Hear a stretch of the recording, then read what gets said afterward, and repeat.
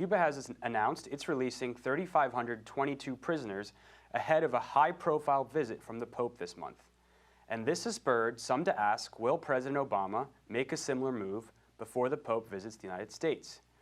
The U.S. is #1 in the world for putting people behind bars, with some 2.2 million people currently in the nation's prisons or jails.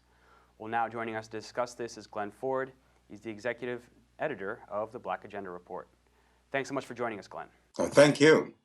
So, Glen, tell us your reaction to this news and the calls for the United States to make a similar move. Well, my first reaction was to get pen and paper together and figure out, calculate what a matching offer by the United States, one that would follow the example of Cuban President Raul Castro. What would it look like? What would reciprocity in pleasing the Pope look like? And so it comes to this. Well, first of all, it's difficult to do a calculation that compares U.S. prison figures with any place else in the world, because comparing the United States to the rest of the world is like comparing watermelons and grapes, because the United States is so far and away ahead or below the standards of the rest of the world in terms of incarceration.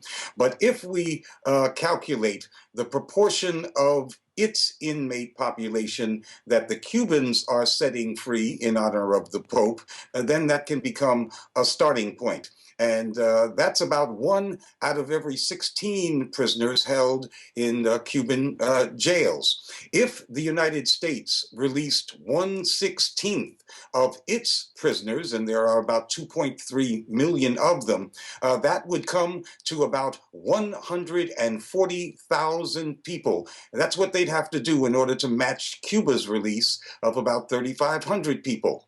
140,000 people represents more prison inmates than exist in any of the United States' separate state prisons. Now, Glen, this is really an astounding number. This is just a shocking number of people the United States would have to release. It's like setting free everybody who's in prison in Georgia and Louisiana on the same day. That's the equivalent of what the Cubans are doing in their much smaller country. So this is not a token gesture by the Cubans. A gesture that would be equal to that by the Americans would be in excess of 140,000 people, more than any state in the United States except California, Texas, and Florida.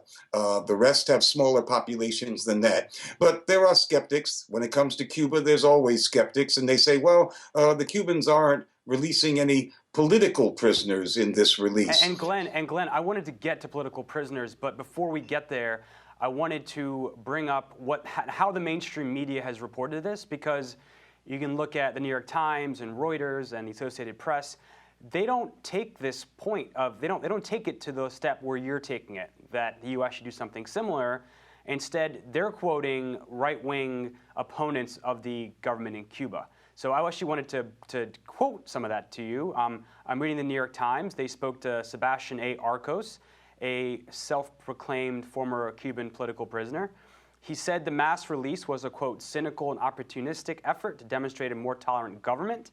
Goes on to say the reality is that Cuban prisons are overpopulated, and they have been for many years, because we're talking about a police state, a repressive police state where almost anything is a crime, he said. Isn't that amazing? So they are talking to and giving such vast credibility to Cuban former political prisoners, but they go along with the United States, which claims it has no political prisoners. The United States has not released one political prisoner in decades, in generation, because it claims there is no such thing. But the Cubans released 53 as a gesture to the United States back in January. And if the United States would recognize that these old activists who are dying from the 60s and from the 70s have been in jail since that time and are dying with regularity were political prisoners, then we could talk about some kind of reciprocity there as well. And we've done the calculations on that too. And you're talking about former Black Panthers, you're talking about basically freedom fighters that were fighting for just basic economic and human rights in the United States. Sure, from lots of nationalities and lots of causes. Now they're in their 60s and 70s and some approaching their 80s. If the United States just matched what the Cubans released in terms of political prisoners this year, and that was 53 for the Cubans, that would come for the United States to 848.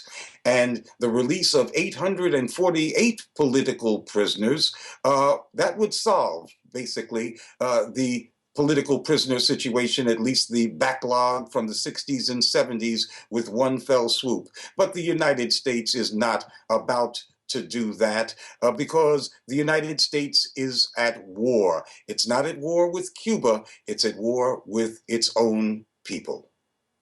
Well, Glenn Ford, thanks so much for joining us. Thank you. Thank you for joining us at the Real News Network.